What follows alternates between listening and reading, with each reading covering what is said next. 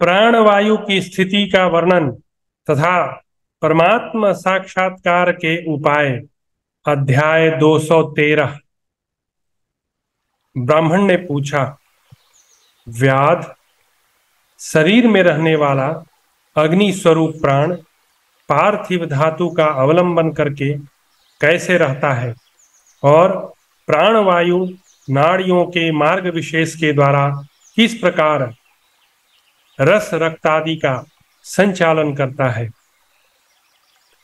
मार्कंडेय जी कहते हैं, प्रिय युधिष्ठिर, ब्राह्मण के द्वारा उपस्थित किए गए इस प्रश्न को सुनकर धर्म व्याध ने उन महामना ब्राह्मण से इस प्रकार कहा। धर्म व्याध बोला, ब्राह्मण, प्राणी के शरीर को सुरक्षित रखता हुआ अग्नि स्वरूप उदान वायु मस्तक का आश्रय लेकर शरीर में रहता है एवं मुख्य प्राण मस्तक और उदान वायु इन दोनों में स्थित हुआ समस्त शरीर में जीवन का संचार करता है। भूत, वर्तमान और भविष्य सब कुछ प्राण के आश्रित है।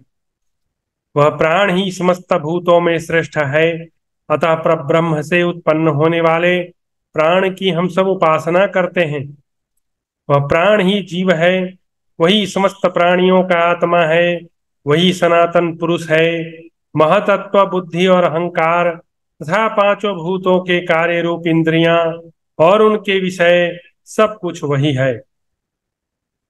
क्योंकि इस शरीर में सबकी स्थिति उसी के आश्रित है और भविष्य में मिलने वाले शरीर में आना जाना भी इसी के आश्रित रहकर होता है। इसलिए यह प्राण की स्तुति की गई है। द्विजश्रेष्ठ, प्राण ही अव्यक्त सत्व, जीव, काल, प्रकृति और पुरुष है। वही जागृत अवस्था में जागता है, वही स्वप्न काल में स्वप्न जगत का निर्माण करके स्वप्न अवस्था की सारी चेष्टाएं करता है। वही जागृत काल में बल का आधान करता है और चेष्टाशील प्राणियों में चेष्टा उत्पन्न करता है।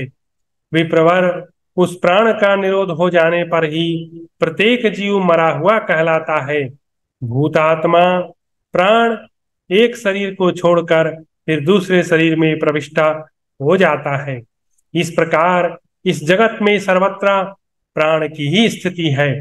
प्राण के द्वारा ही सबका पालन होता है। पीछे वही प्राण जब समान वायु भाव को प्राप्त होता है तब अपनी अपनी पृथक गति का आश्रय लेता है।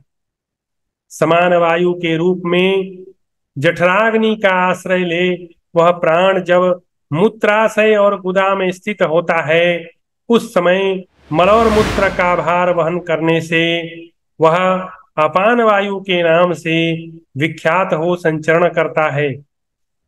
वही प्राण जब प्रयत्न, काम करने की चेष्टा, कर्म, उत्प्रेक्षण और गमन आदि तथा बल, बोझ उठाने की शक्ति, इन तीन विषयों में प्रवृत्त होता है, तब आध्यात्मवेता मनुष्य उसे उदान कहते हैं। वही जब मनुष्य शरीर के प्रत्येक संधि स्थल में व्याप्त होकर रहता है तब उसे व्यान कहते हैं। त्वचा आदि सब धातुओं में जठरानल व्याप्त है। वह प्राणवायु आदि वायुओं से प्रेरित होकर अन्न आदि रसों, त्वचा आदि धातुओं तथा पित्त आदि दोषों को परिपक्व करता हुआ समूचे शरीर में दौड़ा करता है। प्राण आदि वायुओं के परस्पर मिलने से एक संघर्ष उत्पन्न होता है। उससे प्रकट होने वाले उत्ताप को ही जठरानल समझना चाहिए। वही देहधारियों के खाए हुए अन्न को पचाता है। समान और उदान वायुओं के बीच में प्राण और अपान वायु की स्थिति है। उनके संघर्ष से उत्पन्न जठरानल अन्न को पचाता है और उसके रस से इस शरीर को भली भांति पुष्ट करता है। इस जठरानल का स्थान नाभि से लेकर पायु तक है। इसी को गुदा कहते हैं। इस गुदा से शरीर देहधारियों के समस्त प्राणों में स्रोत नाड़ी मार्ग प्रकट होते हैं। गुदा से प्राण अग्नि के वेग को लेकर गुदांत में टकराता है, फिर वहां से ऊपर को उठकर वह जठराग्नि को भी ऊपर उठाता है। नाभि के नीचे पक्वाशय पके हुए भोजन का स्थान है और ऊपर अमाशय कच्चे भोजन का स्थान है। शरीर में स्थित समस्त प्राण नाभि में ही प्रतिष्ठित है, वही उनका केंद्र स्थान है। नाड़ियां हृदय से नीचे ऊपर और इधर उधर फैलती हुई हैं। वे 10 प्राणवायुओं से प्रेरित हो शरीर के सब भागों में अन्न के रसों को पहुंचाती रहती है।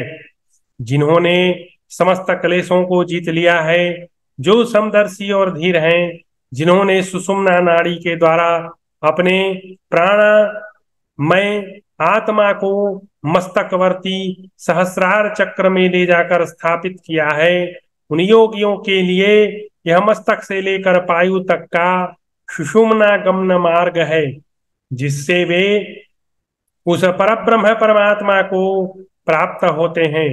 इस प्रकार समस्त जीवात्माओं के शरीर में ये प्राणवायु और अपान वायु व्याप्त है।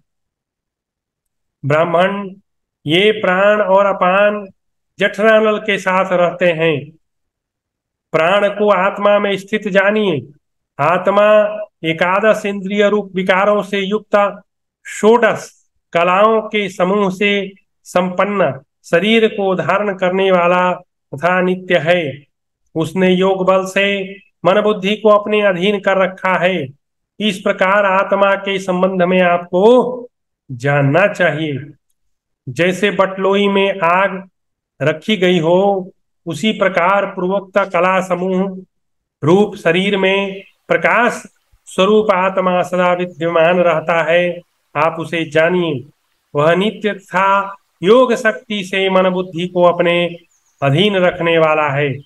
जैसे कमल के पत्ते पर पड़ी हुई जल की बूंद निर्लिप्त होती है, उसी प्रकार ये आत्मदेव कलात्मक शरीर में असंग भाव से स्थित हैं। वे ही क्षेत्रज्ञ हैं, आप उन्हें जानिए। वे योग से अपने मन और बुद्धि पर अधिकार प्राप्त करने वाले तथा नित्य हैं। ब्राह्मण, आप यह जान लें कि सत्व गुण प्रकाश का द्योतक है, रजोगुण प्रवृत्ति और तमोगुण मोह ये जीवात्मक है, अर्थात जीवात्मा के अंतःकरण के विकार हैं। जीव आत्मा का गुण सेवक है और आत्मा परमात्मा स्वरूप है। भाव यह है कि परमात्मा को ही यहाँ आत्मा कहा गया है। शरीर तत्व के ज्ञाता महात्मा पुरुष जड़ शरीर आदि को जीव का भोग्य बताते हैं। वह जीव शरीर के भीतर रहकर स्वयं चेष्टाशील होता है तथा शरीर और इंद्रिय आदि सबको चेष्टाओं में लगाता है। जिन्होंने सातों भुवनों का निर्माण किया है, उन परमात्मा को ज्ञानी पुरुष जीवात्मा से उत्कृष्ट बताते हैं। इस प्रकार संपूर्ण भूतों के आत्मा परमेश्वर समस्त प्राणियों के भीतर प्रकाशित हैं। ज्ञानी महात्मा अपनी श्रेष्ठ एवं स्वच्छ बुद्धि के द्वारा उन्हें देख पाते हैं। मनुष्य अपने चित्त की पवित्रता के द्वारा ही समस्त शुभाशुभ कर्मों को नष्ट कर देता है। जिसका अंतःकरण प्रसन्न पवित्र है, वह अपने आप में स्थित होकर अक्षय सुख मोक्ष का भागी होता है। जैसे भोजन आदि से तृप्त हुआ मनुष्य सुख से सोता है, वैसे ही वायु रहित स्थान में चतुर मनुष्य के द्वारा जलाया हुआ दीप निश्चल भाव से प्रकाशित होता है। ऐसा ही लक्षण चित्त की पवित्रता का भी है। मनुष्य को चाहिए कि वह हल्का भोजन करे और अंतःकरण को शुद्ध रखे। रात के पहले और पिछले पहर में सदा अपना मन परमात्मा के चिंतन में लगावे।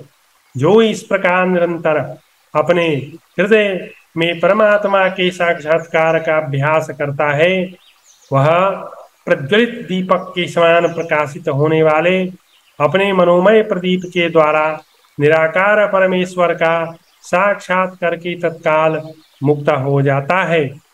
संपूर्ण उपायों से लोभ और क्रोध की वृत्तियों को दबाना चाहिए।